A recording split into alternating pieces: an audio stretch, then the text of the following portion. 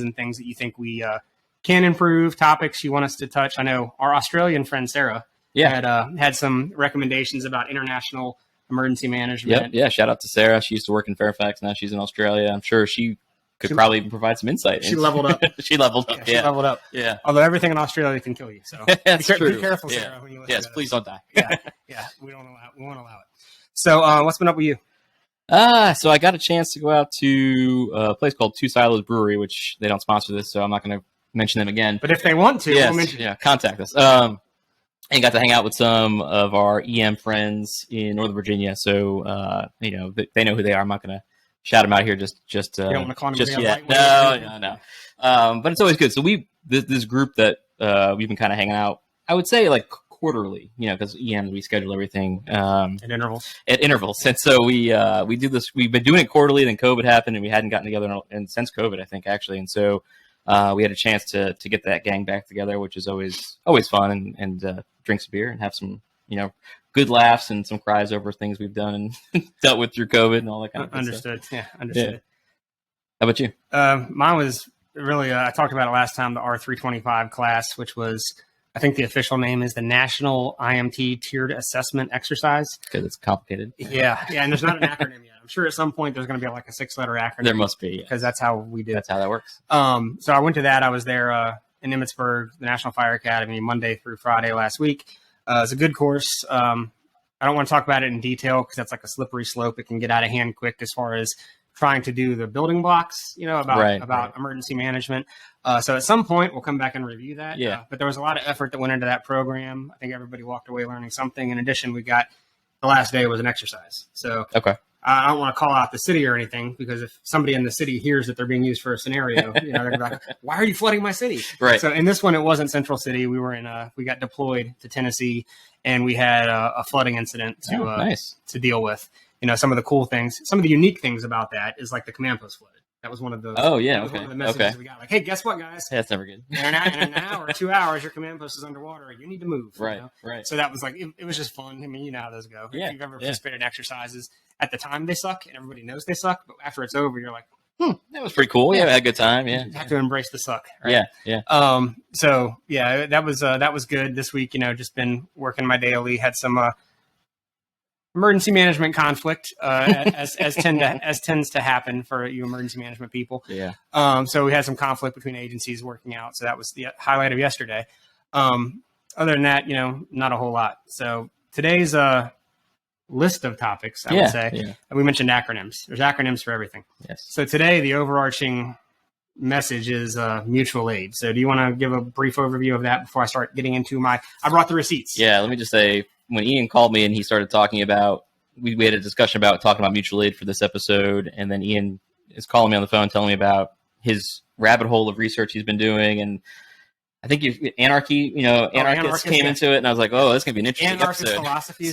So strap in, because it's going to get interesting, I would say. But we wanted to talk a little bit today about mutual aid, and really that's a component of what we call the National Incident Management System, or NIMS, that we mentioned very briefly in passing, I would say, in our last episode, talking about the history of emergency management, as it's one of those kind of milestones, one of the biggest milestones probably in the field of emergency management within the last, 20-ish or so years. So mutual aid, there's multiple types of mutual aid, and I think we were going to kind of dive in today into the different types, maybe talk a little bit about how each one of them work in our world, or our experiences with them, and then maybe delve into some of your in-depth research about how this all came about and why we have the concept of mutual aid, I would say. Yeah, so I was absolutely floored, like when I went looking for mutual aid, and you'll find out why in a second as I start talking about it.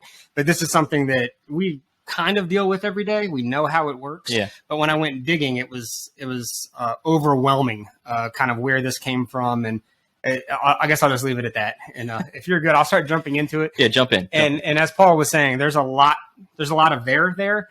This is not meant to obviously cover every single aspect of mutual aid, but this is the next step. We felt the building blocks when we talked about last week. Right. All incidents are local, state, federal support federal support the state support the locals, right. But all incidents are local. Yep. They start and end locally. So mutual aid is a huge part of that.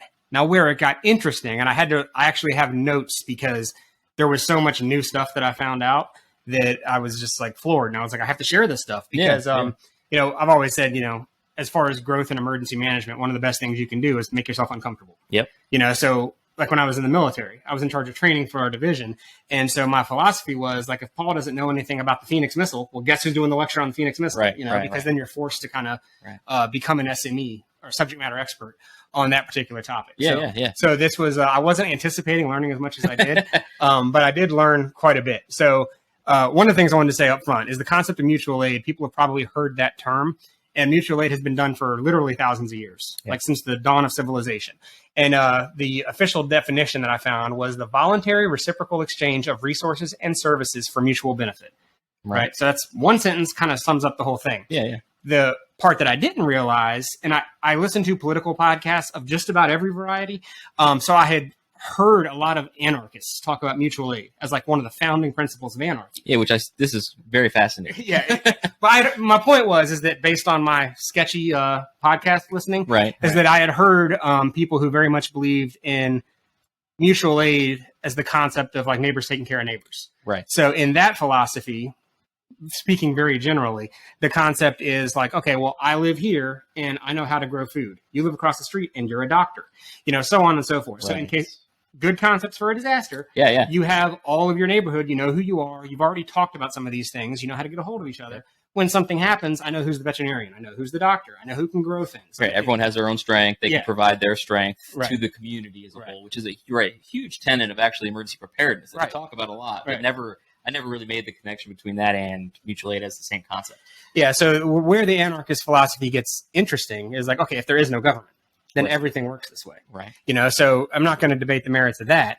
But my point was that Peter Kropotkin he was in the 1800s. I think he died in like 1920. So he died when he was like 80 years old.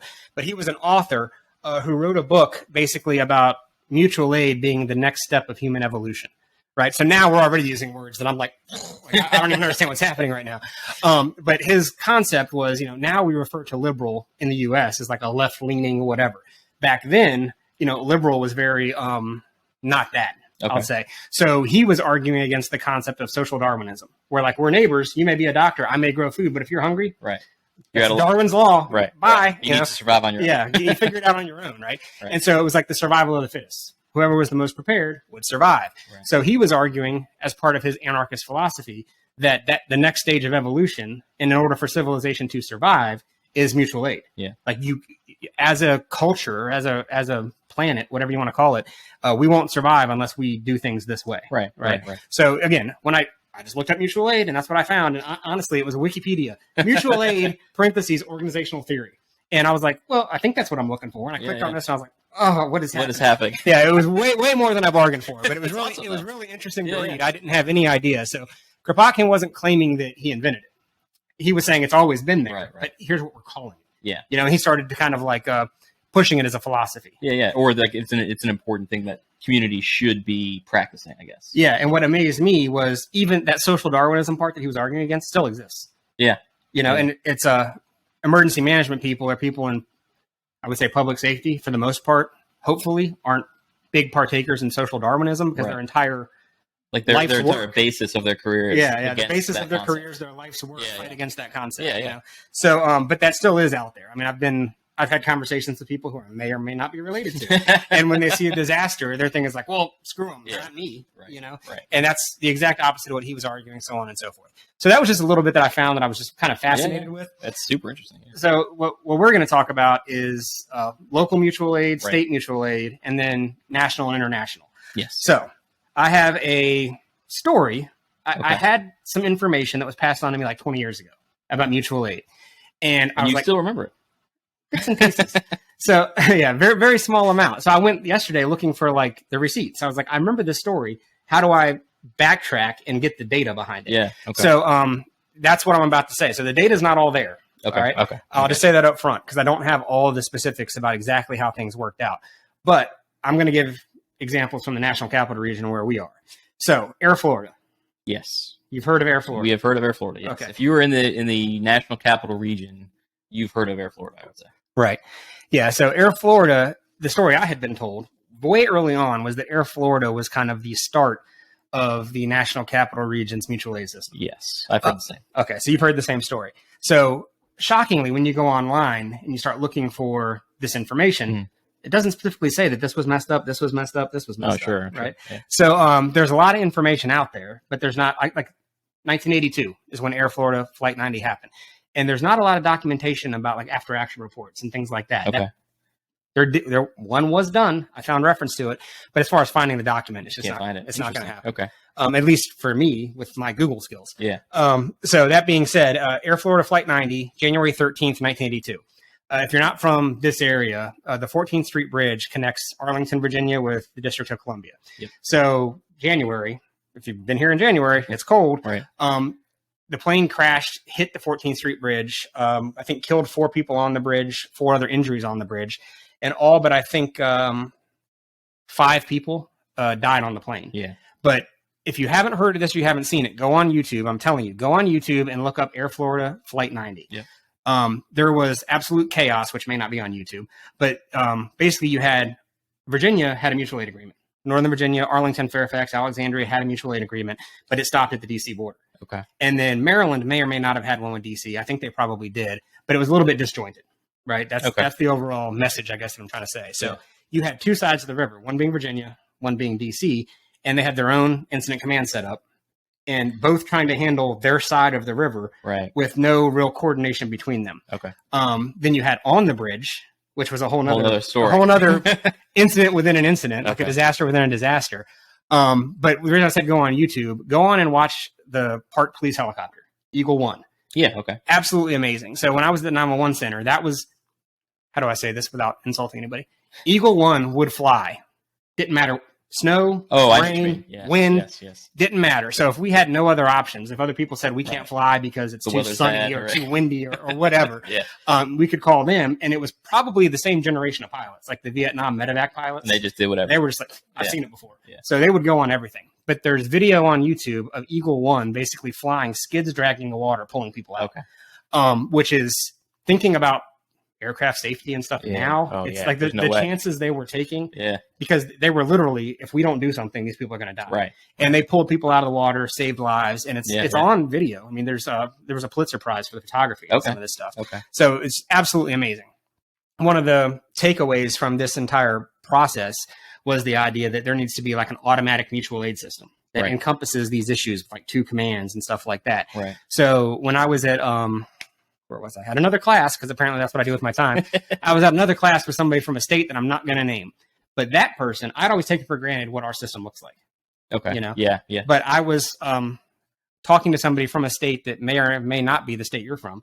And they were talking about how they do or don't do mutual aid out in the country of that state. Okay. So he was saying, well, we have a volunteer engine gets a call to go to a fire, and they call their homeboy across the county and say, I'm going to fire, come along. Yeah, I can totally see so that. It's very like disjointed and uneven, and they just kind of make it up as they go. They just make it work. Yeah, they make it work. This was so high visibility, and there was so much, life lost that, obviously we were prompted to come up with a better, a better situation. Yeah, I've heard the same about, I do know maybe some classes I took or just talking to people from the area about that disaster kind of being a turning point for the NCR with automatic aid. But also, I think with, and we're not we're talking about today, but interoperable communications and that whole concept of being able to, talk to each other on radios and stuff like that. Because that's a whole nother thing where they didn't have radios that talk to each other, and a whole bunch of issues came out of that. Oh yeah, there was more. Yeah. For sure. Yeah. And that's one of the things I always joke. Like, it doesn't matter what disaster happens, what exercise happens, whatever it is that's going on from a disaster standpoint, the 2 things that will always be blamed, and it doesn't matter how good the things work, they will always be blamed, is interoperability and situational awareness. Yep. Those 2 things, it doesn't matter how good those things function, those are the 2 like go-tos. They're never good enough. No, never good enough. So no matter what bad decisions were made or anything else, it's never a leadership problem. It's always that they weren't informed enough or they couldn't communicate well enough. Yeah, I love the communications one. I always, just not to jump off the topic and get a little high horse, but I was like, they always say communications is like the #1 issue. And I always point out, it's like, when you say that, you're not saying the technology behind the communications. You're saying, I didn't tell you, like, person to person. I didn't tell you something or you didn't tell me something. That's really the issue at hand. Not like, oh, the radio sucked. You know what I mean? Like the cell phone coverage was bad or something like that. I think people kind of go to the technology side of it, and I'm like, no. Like it's literally you just didn't talk to that person. Right. The example I always give, and I'm getting off on a tangent. That's what I do. Yes. So situational awareness. We had the event. We may have talked about it on one of the previous podcasts, but Snowmageddon, which was in like 2012, maybe. Yeah. 2010 National Capital Region, where we had a regional EOC exercise that day. Okay. So like just about everybody in the region was participating, and I was like I don't know if I was the duty officer for the agency at the time, but I went to our director, who and I said, hey, it's going to snow a lot. Right. Like, are we sure that we want to do this exercise right now? And it was like, well, everybody's engaged in it. It's too late to call it off. I said, okay, you're the boss, And then 12 hours later, there's cars stuck on the roads for like 20 hours, delivering babies in the back of somebody's Subaru Outback because they can't get off the interstate, and all this stuff. Right. And not that it was like, you should listen to me. The point was, when it all came down to it, we're in the after action phase. That same person said, well, I didn't have situational awareness. I didn't know what was happening. Right. It's like, that's when I realized, like, these are the two things that are always going to be blamed. Yeah, you just didn't listen. So, back to the basic part, the mutual aid aspect that came from Air Florida. Like right now, if you're in Arlington County, there's places where Arlington, Alexandria, and Fairfax, which is in Northern Virginia near DC, all connect. And now we have what's called automatic mutual aid, where our CAD systems, our computer-aided dispatch systems, are even hooked together. So if you're in Alexandria on a fire engine, I can hit a button as a Fairfax dispatcher, and if you're the closest unit, you get your tones, you get a dispatch, and you go. Right. There's not even a question. There's no asking permission. Right. No permission. It just completely happens autonomously, as if they were a Fairfax County unit. Right. It's assumed. Yeah. And the agreement encompasses liability. It encompasses everything. One of the places you can find the most in-depth material about this is in the Bar Association website. I could believe that. Yeah. Because there are so many legal complications. Yes. Yeah. Between just liability alone, I'm sure probably has a huge factor. Insurance, like what happens if a firefighter from Alexandria is working in Fairfax from this automatic aid and gets hurt? Right. Who pays for that, or how are they covered from an insured standpoint? Like a lot of that needs to be hashed out, which is why none of this is, we'll say, I guess up front now, none of this is easy when it comes to creating a mutual aid system, because of all of the legalese and paperwork and coordination that it takes. Like even just the agreement, for automatic aid to work in just those three jurisdictions, Fairfax County, Arlington County, and the city of Alexandria, which are all really close to each other in Northern Virginia, they have to agree on, the way the CAD is dispatching units. They have to agree on, the naming convention of their units. It has to be uniform. Everything has to make sense to all of those jurisdictions. So there's a lot of coordination that takes place to make that all work. And I think we take it for granted because it just kind of happens, and it's been working for a long time in our area. But it's not like that everywhere. But it is not like that everywhere. Yeah. Right. Yeah. So that's kind of the thing. It's not like that everywhere. And that's what I wanted to kind of focus on. Yeah. And the things you said, I'm glad you brought it up because I didn't have it in my notes, but the things you said about common names, nomenclature, common resource types. These are all things that are part of the National Incident Management System that a lot of places were doing prior to as a best practice, because they realized very quickly the best way we can do this is, by following this pattern. And then when NIMS, which how we affectionately call the National Incident Management System, when NIMS was enacted, that's okay, great, we're already doing this. And there's still some places that are keeping up. I did want to stress that law enforcement is a whole other thing. Yeah. Based on the rules and regulations of counties, cities, et cetera, about what their law enforcement can do. Right. We're talking a lot about fire, health, to some extent. Like there are other disciplines. Law enforcement has its own set of rules, and I'm not even going to try. We'll get. Right. You talk about legal complications. Yeah. You talk about law enforcement powers and who has authority. That's a whole nother ballgame. Yeah.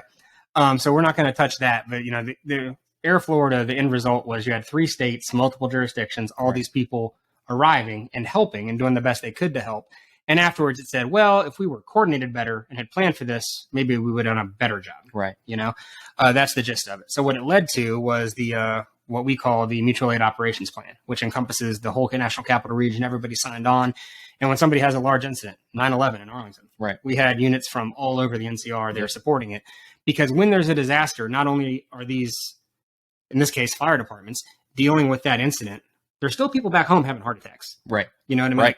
The show goes on. Yeah, everyone has to kind of, and that's kind of the, to speak about the Pentagon response to 9/11, that one, obviously there were still plenty of issues with relation to that entire incident as well. And, nothing ever is 100% perfect, but they really do point to some of that response as a credit to, we did this better because of what we did from the, kind of after action review of Air Florida disaster. So that was like a result of like, hey, all the stuff we put into place did work to some degree. And, there were still difficulties, but it overall was, I think, more successful with all those units there. But interestingly, because I was in Stafford County for a number of years, and I wasn't there during 9/11, but in talking to people that worked in Stafford at the time, we heard a lot about, units moving up. And so you had, so many units from the immediate National Capital Region going to the Pentagon that you had units from like Stafford County actually going up to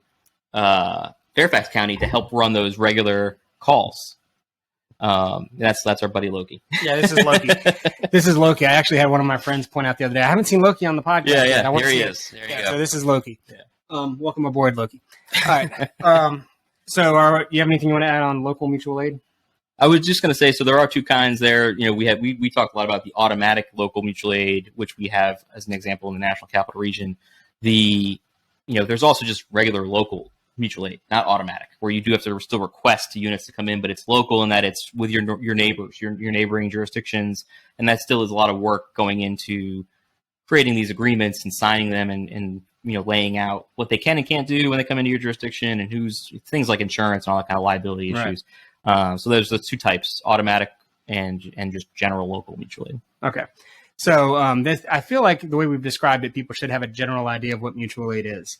And again, we're starting at the local level because all disasters are local. Right. So moving up the chain, the statewide mutual aid is the next one on the list. Yep. So again, I looked and it seems like most states have some version of statewide mutual aid.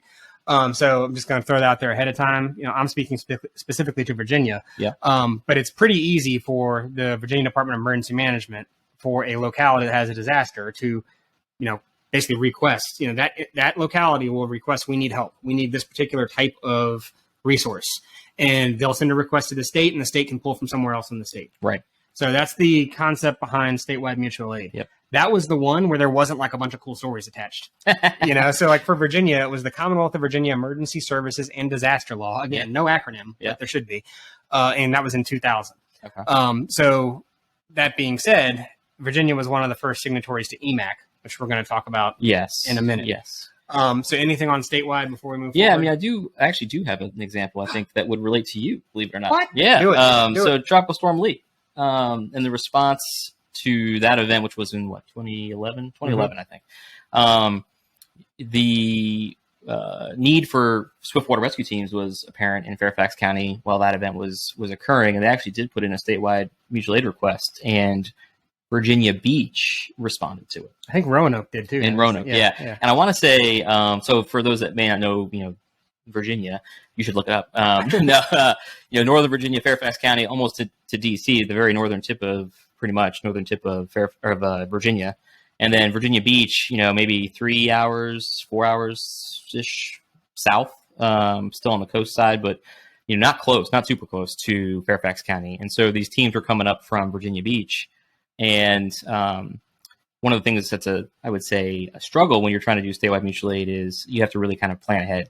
Right. As much as you can, because it takes a long time. And I want to say those teams did leave Virginia Beach to roll up to Fairfax County to help, but never actually made it. Because it was over. Because the event was over by the time they got maybe like halfway. Yeah. And so they turned around and went home. Yeah. The other thing I was going to say about statewide mutual aid, which I do find when I talk about this with those that aren't in the field, even some people that are in the field that may never have experienced it are surprised when I talk about the cost associated with it. Mm-hmm. And that it's not something that's just provided for free, that there is a cost associated. So when you are requesting mutual aid through the state, and the state kind of sends out, at least in Virginia, they send out kind of a blast to all the localities, hey, who can help? Those localities respond, hey, I can help, and here's how much it's going to cost. Right. And, if we were the requester, we could review those costs and kind of make a financial decision too, not just an operational decision. Right. Because nothing is free. No, and so, there's that side of it too. And the same thing plays into as we get up, another level further when we get up into EMAC. The same thing applies where it's kind of a game of not just, hey, I need these units, but also, well, how much is it going to cost me to receive them and for how long, you know? Right. So Yeah, so that's obviously always a factor. I mean, you want the best resource to do the job, but at the same time, there is no city or county administrator who wants to be seen as spending $100,000 Right. for a bulldozer when all they need to do was get a hammer for a nail. Right. You know what I mean? Right. So that's always a political concern. During a disaster, they won't say that out loud. That doesn't mean that that's not the case. Right. It's always a factor. So the costs are always significantly factored into all these equations. Yeah. It's not a glorious thing to say, the cost was a factor in getting help. Yeah. But it is a factor. And as a matter of fact, it'll be the opposite. The politicians will go on TV saying, blank check. Yeah, we'll do whatever we have to, blank check for this response. And then behind the scenes, they're going, yeah, that's too expensive. Yeah, no, that's too expensive. We don't want that resource. So just a reality check for those of you who aren't really in the loop about how this works. Whenever you hear that blank check thing, it's not a blank check. No, there's definitely decisions happening in the background about that. Yeah, there's only so much money. Right, yeah. Because the next year they'll be having pay cuts. Right. So the next version of this is EMAC. What do you? I mean, you want to do an overview, like what you know, and then I'll get into the weeds. Yeah, I mean, EMAC is an acronym, so we actually finally hit an acronym that is more commonly referenced in the field, and it stands for the Emergency Management Assistance Compact, which is basically, as far as I know, a pre-written agreement that all states in the United States have signed on to, agreeing that they will share resources between states, and that is something that's coordinated, I would say, through at a federal level, right. To move resources around. So we have local aid or local mutual aid, where you're really just dealing with your jurisdiction's surrounding neighbors, the close ones. Then you have statewide mutual aid, where you've gotten up to the entire state that you operate in, and then EMAC or interstate, I guess, mutual aid would be from state to state, from Virginia asking Tennessee for stuff. Yeah, absolutely. And a little bit of history about that, and then we can talk about more practical examples.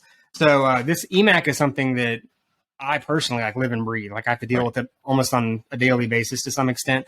But there was still a bunch of background information that I wasn't aware of about EMAC. So one of the things was, we talked about last podcast. I said, Hurricane Andrew, I know some stuff changed, but I don't remember what changed. But I know there was response stuff that changed. Okay. EMAC. So EMAC is what, right. That was one of the things that that came up as a result of Hurricane Andrew. So the foundation of EMAC was an organization called the Southern Governors Association, coordinated with Virginia Department of Emergency Services to develop a state-to-state mutual aid agreement. So that became the SREMAC, the Southern Regional Emergency Management Assistance Compact, and that's from 1993. Okay. So immediately following Andrew, that was the start of it. Okay. As based on my incredible research skills. That's very good. Meaning Google. Yes. So that was basically the foundation of it. So then in 94, there was a vote to de-regionalize that and make it more of a national system. And over the next period of years, basically every state signed on to what's now called EMAC. Right. The idea behind EMAC being that Andrew, the after action, like I said, nothing changes if things go well. Yeah. So they obviously had issues with effectively getting resources from within the state. Yeah, within the state, or nobody could legally come from outside the state. Right. So because as a result of Andrew, EMAC was formed. Is basically the gist of it, which allows for when you turn on the TV in a disaster, but you're watching Louisiana, but then you see a patch on the back that says LA County Search and Rescue. Right. You're That's going, why. Yeah. I'm pretty sure LA is not in Louisiana. What's happening right right now? That's because of EMAC. That's in general the reason that works, because they're asking for resources that they need that they don't have at that exact moment. Right. You have anything you want to add on that before I? One thing to clarify, I think I misspoke a little, or maybe I misrepresented when I said it's like a federal system. I don't mean that as in it's managed by a federal agency, because if I'm correct, EMAC actually operates on its own accord. There is no it would work without the federal government involvement. The agreements are between the states. The states actually work through the process. I think there might be some sort of an advisory committee or something like that. But it's not FEMA managing the EMAC process. It actually is managed outside of the federal government. I meant federalism, I should have said national, it's nationwide as a process. It does include the territories. I know that. So it's Puerto Rico and the U.S. Virgin Islands and all of those entities that are, I guess, not technically states, but are still U.S. territories are also signed on and included in that agreement as well. So it literally is any territory that is considered the United States. Yeah, and if you live anywhere, another example, which you talked about Puerto Rico, and immediately popped in my head, and I didn't have it scripted, was power companies. You'll see like on the East Coast when there's a hurricane that's expected to hit Florida, then we'll see on Interstate 95, which runs from Maine to Florida, we'll see these convoys of power trucks headed south because they have basically the same system. The power companies have a very similar system where they request based on the needs of the local power company down there. Right. And the system works a whole lot alike. So when you said Puerto Rico, I was like, hey, that's what I was doing. That's what you were doing. You might be doing it again. I don't know. Did you get a phone call yet? My wife would kill me. I can't go to Puerto Rico again. I guess I think that covers the concept of EMAC. One of the things that you brought up in the last part that I want to re-emphasize is, like, I use Louisiana as an example. If Louisiana sends out a request and says, we need 20 fire trucks to assist with suppression meaning putting out fires, based on tornado or something like that. They put out this request. It goes to all 50 states. And then the states can look at that it doesn't have to go to all 50 states. But in general, an EMAC goes to all 50 states unless otherwise. You can choose not to send it. Yeah. They can also choose targets for their request. Yeah. But in general, the idea is it goes to all 50 states. And then the states distribute that to the locals. And the locals can look at these requests and say, we can send 20 engines. Or we can send part 4 of the 20. Right. And then the state will start building a team. The state that the EMAC went to will start building a team and send it to that locality. And then again, it comes back to that locality, looks at all these bids and says, does this fit what we need? How much do they cost? Right. If all things are equal, they're going to take the one that costs the least, I promise you. Right. But that in general is kind of how EMAC works. And it can be done for just about any type of government resource. Yeah, that's a good point too. It's not a public safety only resource. Right. It's not just fire, PD, health inspectors. It could be anything, really. Building inspectors. Yeah, I mean, it can be lots of. We've seen EMAC requests come into Virginia for building inspectors, health inspectors, snow plows is one I've seen before. All sorts of kind of unique asks, not just fire trucks and police cars. Right. So the next part, I guess, are we skipping international? Are you comfortable with that?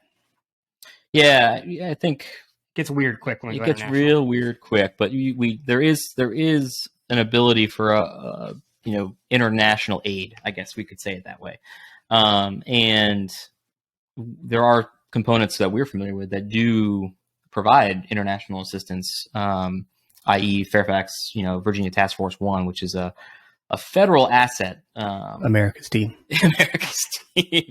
And they do get deployed internationally, and there's a lot I don't know about that process. I know there's affiliations with some international organizations to facilitate it, but they will find themselves maybe deployed to Haiti for an earthquake, or to do, and they're primarily focused on a very specific task of search and rescue, generally in collapsed buildings and things like that. What we generally call technical rescue. Technical rescue. Yeah, I mean, it's in the fire field. It's referred to as technical rescue. So, like, from a military background, when you say search and rescue, I'm thinking of like combat search and rescue teams. Right. So when I first heard that, I'm like, that's wicked awesome. Like, how are they? How is the fire department doing like what I was picturing as combat search and rescue? Right. What I mean, not the same. No, not the same. No, it's these are the technical experts as far as structures go. They're the ones you see like putting in balloons and raising buildings so they can pull people out and things like that. They pretty much work in the most austere environments possible. Yeah. Digging through rubble. That's the way you basically think of it. And they're always the ones you see on TV. They're the ones, they get a lot of TV time because they're the first ones there and they're performing the life safety mission. So we have like one person from our team who also happens to be my boss is in, I don't know if he's left yet. He was on his way to Puerto Rico as part of a team supporting other search and rescue teams, I guess I'll say. So, and there's more international if you're ready to go there. I just want to make sure I didn't. No, go. Let's go. I didn't shut off the Let's do it. The national talk. So this was back where I started, like our particular function, international, like we know things happen. Yeah. But it wasn't always something where I thought that I have a good feel for how that works, Sure. So again, doing some research, getting the receipts, I came up with a couple things that I had no idea. So starting off, the U.S., states in the U.S. have multiple agreements with Canada. Okay. Which I didn't know. I didn't know that either. So you have the Pacific Northwest Emergency Management Agreement. Okay. So, and I do have NEMACweb.org has awesome maps that show like the U.S.-Canada mutual aid. And this is what I ran across. Like, again, I hadn't heard of these specific agreements because they don't affect us. Right. Right. But this agreement is basically the Pacific Northwest states and the western part of Canada, including Alaska, and how they exchange state resources in the event of a disaster. Right. So, which makes sense because they're close. Yeah, it's landlocked. I mean, you can literally drive from one to the other. Yep. So they're easy to get to, and it's not a small area, but it's small enough where you're not talking about flying to Japan. So as far as deploying resources, it's a lot easier than some of like going to Haiti and some stuff like that. Right. So that's one of the international agreements. Okay. You also have the International Emergency Management Group, has an MOU with the Conference of New England Governors. That's a thing. The Conference of New England Governors and Eastern Canadian Premiers. So the New England states have a similar agreement. With the Eastern Canadian provinces. Makes sense too. Yeah. So again, had no idea. Right. But this is, I guess, maybe this is something that happens up there frequently. Yeah, it's interesting. I don't know. I couldn't find any statistics on it. So I couldn't find anything that said, this particular agreement deployed this much stuff last year. Right. There wasn't anything like that. But all the information I found was actually off the EMAC website. So they were like, "Oh, if you're interested in this, look at this." Okay, cool. Yeah.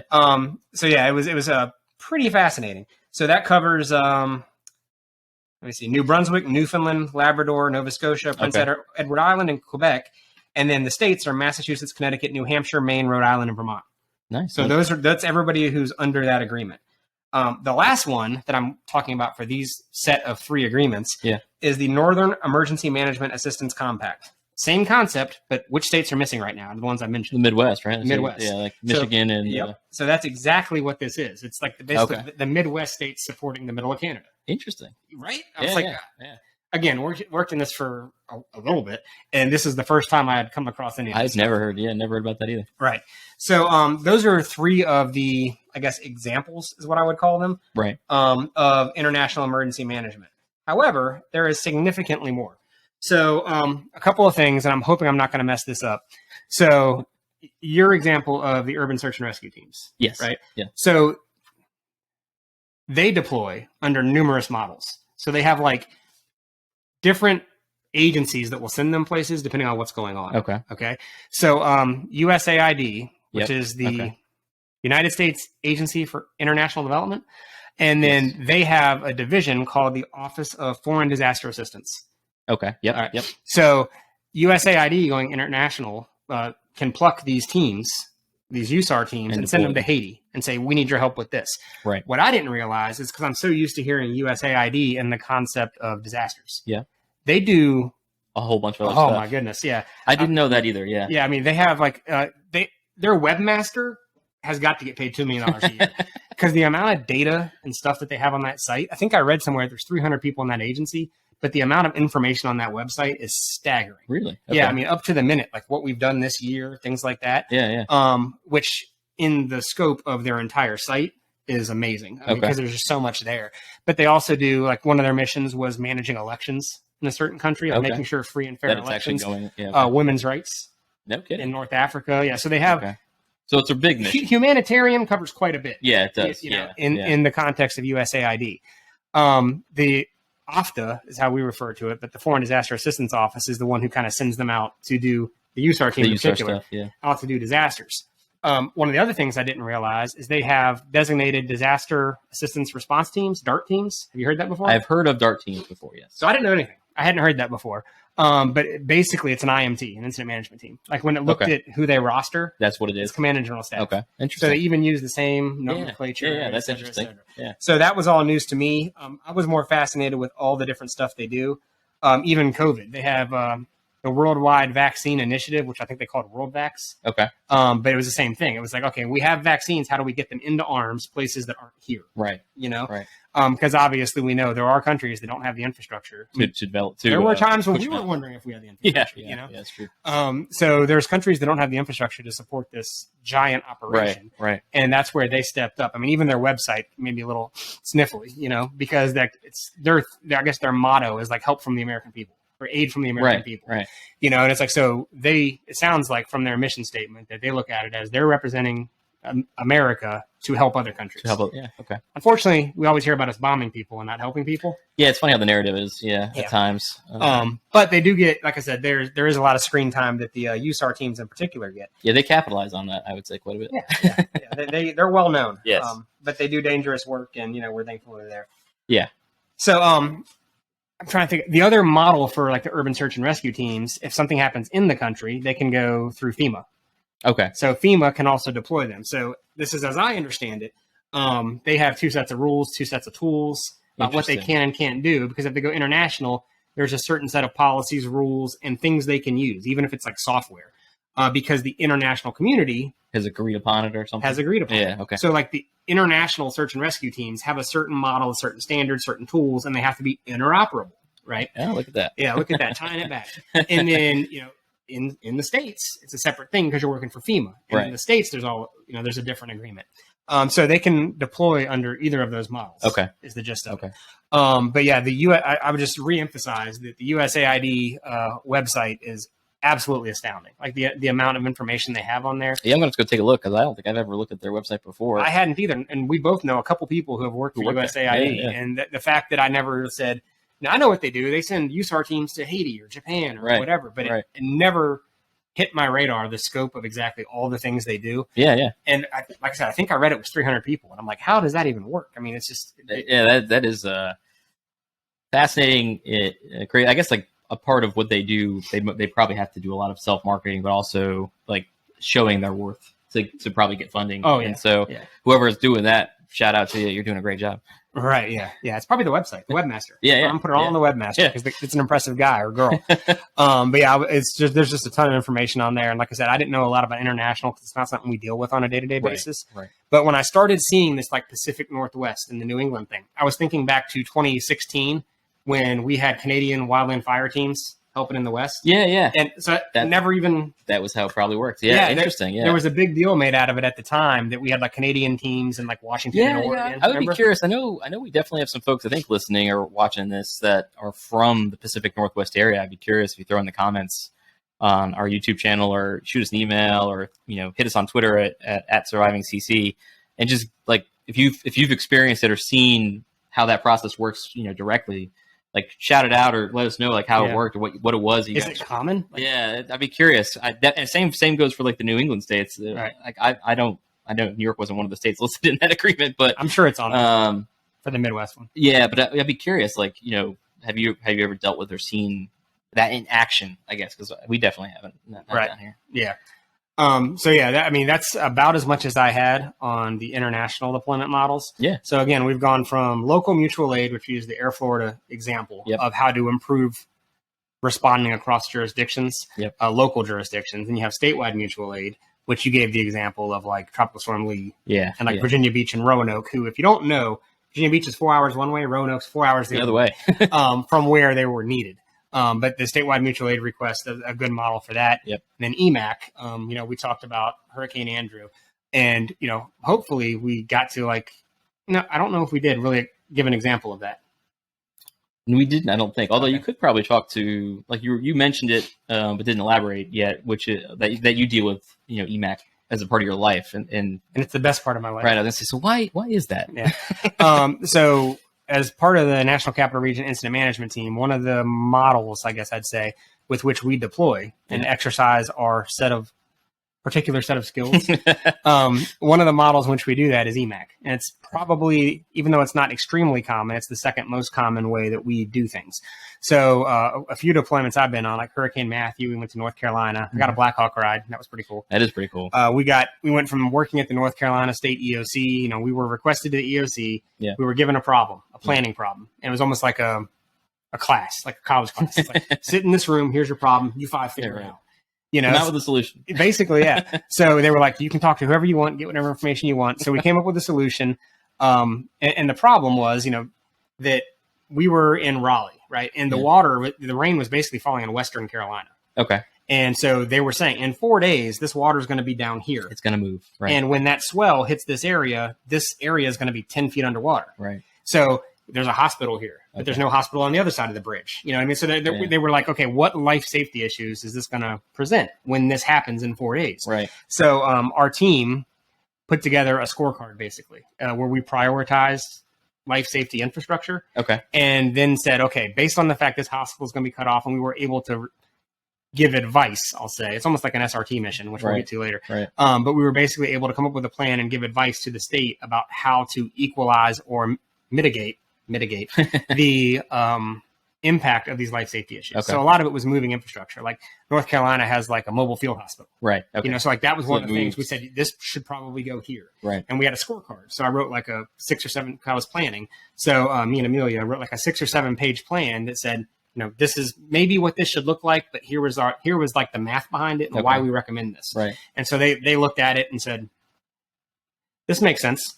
Go on to the next town. So they sent us to another place. Yeah, you know? did the same thing again. And so by the time we got there, which was 3 hours away, I guess, and was further east, okay. They sent us there, and we were sitting down, getting comfortable, got our coffee, whatever. And they're like, hey, you guys need to go somewhere else. It's flooded. So, okay. Like, the problem is there's no way to get there. Like, okay. Like, yeah, bring in Blackhawk. You ever been on a helicopter? You know, so there was, I want to say it was 6 of us that got flown from there, which I think was in Kinston, North Carolina. We were working at the Regional Coordination Center for a minute, and then got flown to a whole nother county, very rural county, where we were basically took over 19 points of distribution for food and water and stuff like that. Okay. So it was an adventure, but that was like an EMAC request to North Carolina, and I went on a tangent. You know, another one was Hurricane Harvey going to Texas. Right. Now, an interesting thing about EMAC, we talked about the negotiation. So because we were coming from Virginia, we were one of the last teams there. Right. And what that led to was us we brought 27 people, 5 trucks, had like all of our stuff ready. You're ready to like get shit done. To set up on the edge of Houston, you know, do whatever needed to be done. And because we were one of the last teams there, we ended up in, I'm probably going to say it wrong, Nacogdoches, Texas, which is where Stephen F. Austin University is. Okay. And I would love to go back, just like right now. I would love to go back there because that place was so cool. That being said, it's way closer to Louisiana than it is Houston. Okay, you know? okay. So the issue there was when they evacuated people from Houston, they were putting them in shelters all over the state. Yeah. One of the shelters was there. Was on that. Okay. So we were asked to go there and manage the shelter. So, you know, we had 27 people. Yeah. You know, and the joke was, and I heard this again last week, and I don't want to get too far in the weeds on it now, but the joke was about that deployment was the way the EMACs went out and came in is you had incident management teams were supposed to be like the 27 people and the 5 trucks and ready to be self-sustaining for 2 weeks and carry out these incident management missions. Right. And instead it was like 4 people in a bucket. Yeah. You know what I mean? We're like taking these assignments and going to like the edges of Houston, knee deep in water, and doing things that maybe they weren't as prepared for. Right. And there has been the class I was in last week, I think is a direct result of that after action. So they've been the national system, if you will, has been working hard at making sure that doesn't happen again. Trying to standardize more, I think, what the teams are, what they look like, and what they can do. Yeah, and that goes back probably to, you know, if I'm 4 people in a bucket, my cost is cheap. Pretty cheap, yeah. Right? But I get there and they're like, you know, this isn't what I thought I was getting. Right, yeah. You get what you pay for. Yeah, so there is, that is a reality of the whole system. Yeah, so, I mean, that's a couple examples of EMAC. I mean, there's I'm sure that people watching have like hundreds of examples of times this has happened. But I don't know that we gave a good example when we were talking through it, so I just wanted to touch back on it. Yeah, no, those are 2 good ones, I would say. And I think, too, for those that have sit through or have sat through IS or ICS courses, and we talk about surviving Central City, right, and being in Central City through the scenario, like you were literally living it in a real world scenario in North Carolina. And so like there is application to some of this stuff in the real world. Like you were actually doing a lot of that. It sounds like a scenario like in a class that you were working through, but it was real life. Except for the Blackhawk ride. Yeah, I mean, that would be awesome if they could get that done. Yeah, build that into a as part of the scenario. Yeah. I wonder what that would cost. Let's see. Yep. So I think we've kind of covered the majority of the mutual aid concepts. I mean, again, I think it's important to note this is not meant to be in the weeds and covering every detail of these. Yeah. As I discovered, I thought this was going to be like, okay, we'll use 10 minutes on mutual aid. Right. We were going to do a bunch of other stuff. Yeah. And then I was like, I sent Paul a message and I was like, my mind is completely blown right now because I didn't know all this stuff existed. Yeah. You know, I was thinking local, state, national. Right. Okay, cool.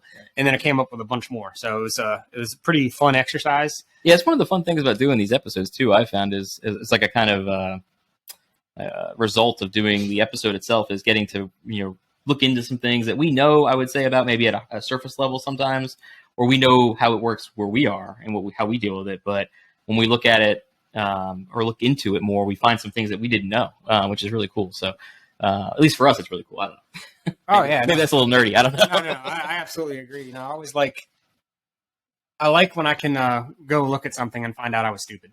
Yeah, you know what I mean. Where I can go like, I know something about this topic, but I better check my facts before I start talking. Right. And then again, I start looking, and it's like, I had no idea this was happening. You know. Right. So yeah, it was a great exercise for that.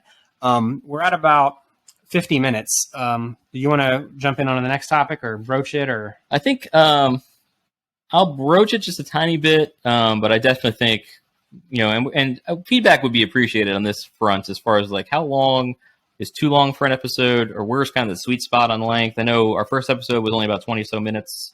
Our second episode was a little over an hour, and we're kind of coming up on that hour mark again. And we're trying to just find a balance for like how long do you want to hear us talking per episode or watch us doing this. So I don't want to go too far into it, but maybe I'll tee it up, and if the next episode maybe we'll go into a little bit more detail. I just wanted to touch on it because we talked about it in our last episode, and we kind of had mentioned in our first episode about talking about real world events or bringing some real world events and our perspective on them as they're occurring. And one of the things I brought up was the Jackson, Mississippi water crisis and kind of how, that was impacting their world there. But from our perspective, what would we do, or how do we see it? What do we see out of it, I guess is the best way to say it.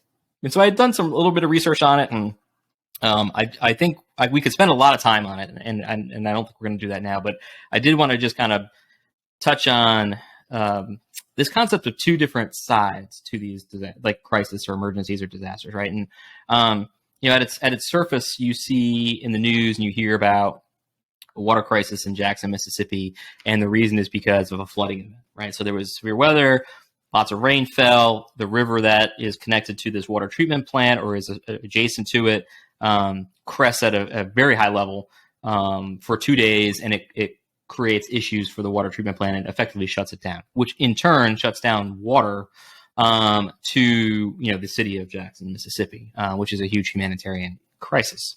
What isn't really talked about in the news, I found, or I thought was interesting, is the history of this water treatment plant and the city and the state's kind of role in its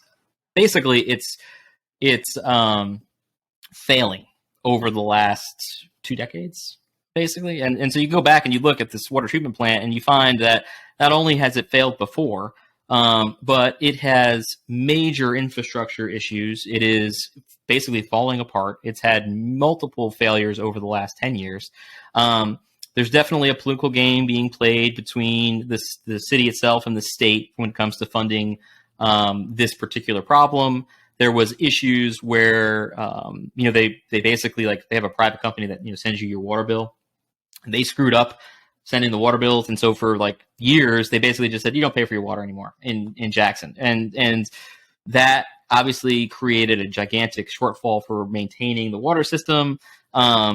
And when the city asked for money to fix some of the issues with the water system before all the current problem, they asked. I saw somewhere they asked for $40-something million to fix this water system. They got $3 million. So obviously there was. So obviously that's not as much. Right. Okay. You can't do but so much with. I'm not good at math, but that seems like less. And so there's this. So I saw, I think 4 days ago, I guess the governor came out in Mississippi and said, "Hey, water crisis is over. You got now there's clean water in Jackson running again." And then there's another story next to it that says, the EPA says that, you could drink the water, but if you're pregnant or you're a little child, you probably shouldn't. And so it's okay.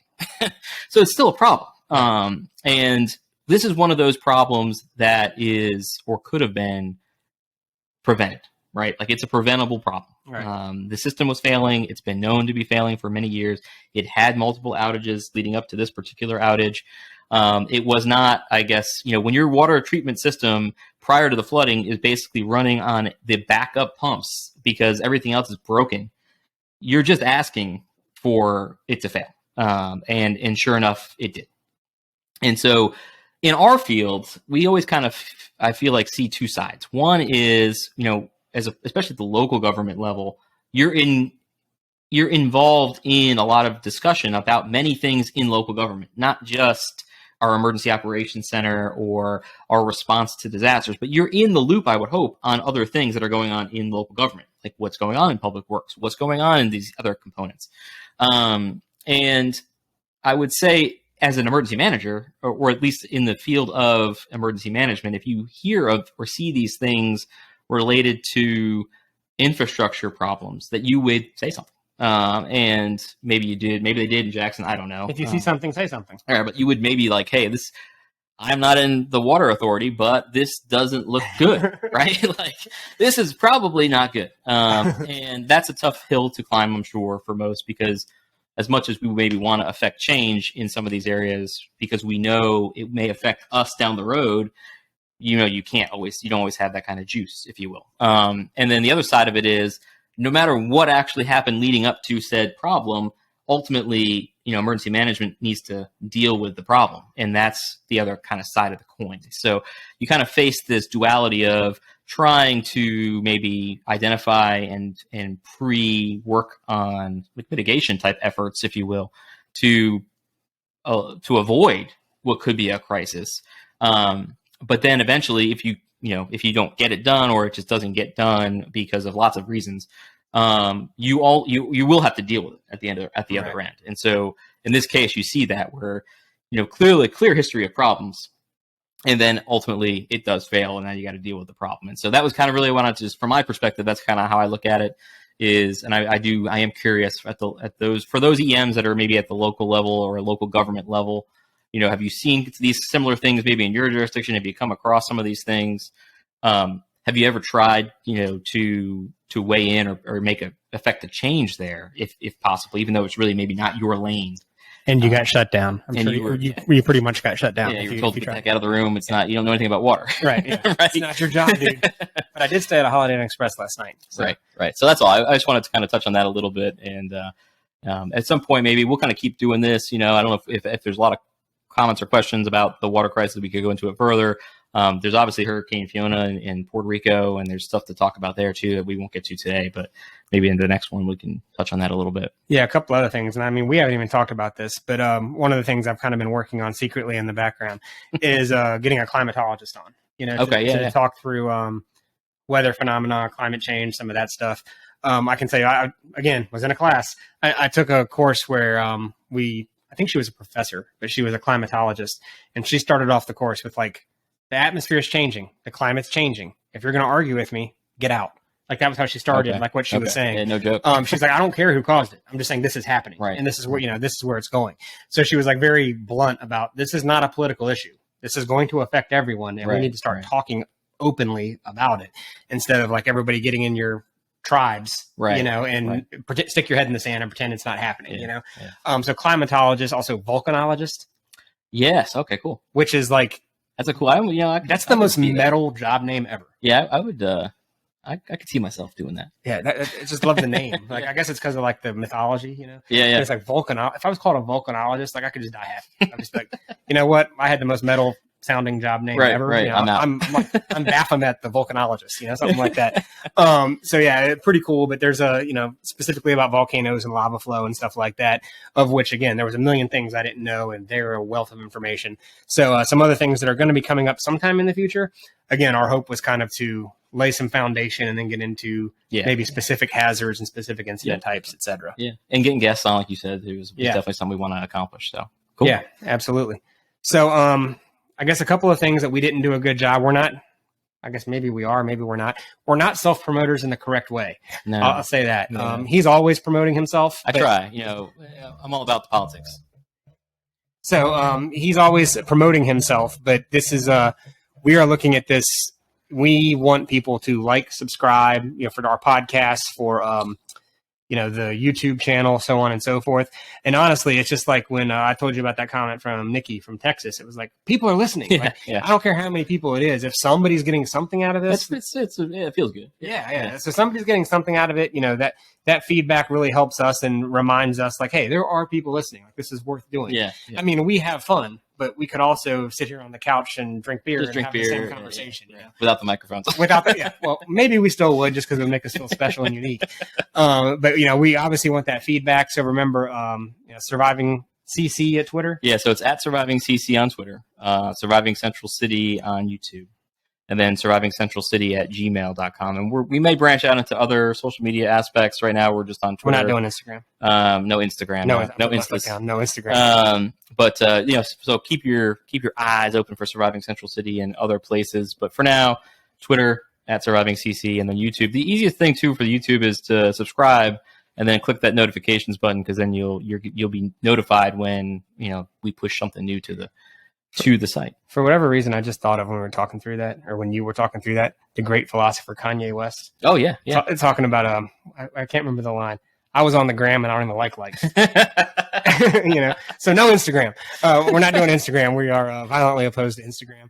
We're going to make it onto everything eventually. So yeah, I know. Yes. We're completely random. It just Yes. popped No, in. I like it. I like it. Picture you rapping It's through a good that. feel. Yeah, yes, exactly right.